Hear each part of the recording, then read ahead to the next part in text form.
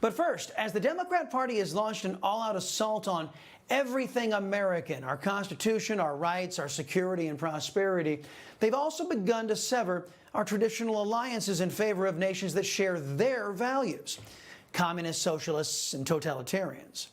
With friends like Democrats, who needs enemies? A cautionary tale for all Americans and citizens of the world. That's my focus in today's preamble.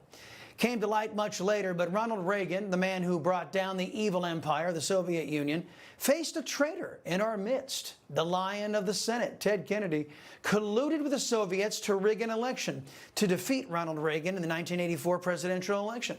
Back then, as today, the Democrats had more in common with anti-American communists than they do with pro-American conservatives. And like today, the usual enemies of our people will engage to help Americans and America's enemies.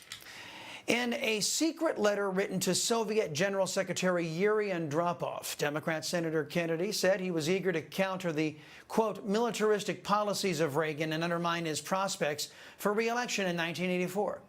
His plan was well thought out. Kennedy enlisted the fake news, a pliant opposition media, and created a cutout to keep him from direct contact with the KGB.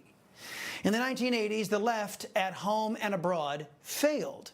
And the left's failure ushered in a level of freedom and prosperity that Americans had earned, but Democrats sought to deny us. But Democrats don't just betray Western values here in America, they undermine our values abroad.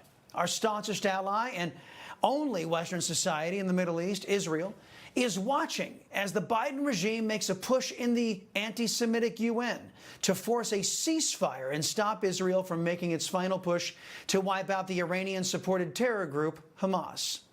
I'll have an update on this a little bit later. But for you left-wingers out there who may have forgotten, over 1,400 Jews were slaughtered at the hands of Hamas when the Iranian-backed group stormed the Israeli border, slicing right through human flesh as they killed, raped, and kidnapped their way through the streets of Israel.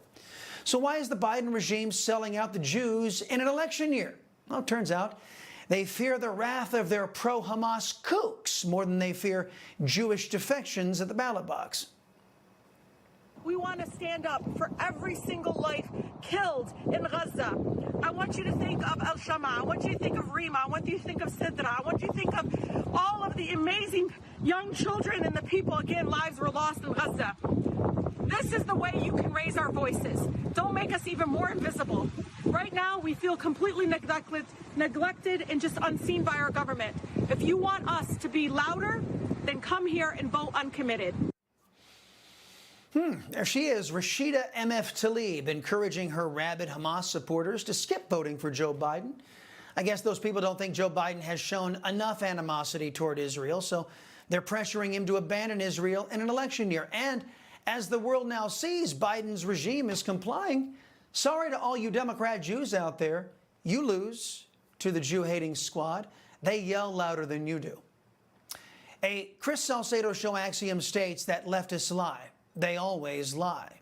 A corollary to that axiom is that nobody can trust a Democrat. Sooner or later, these people are going to turn on you, too. It's a lesson everyone can and should learn as America votes.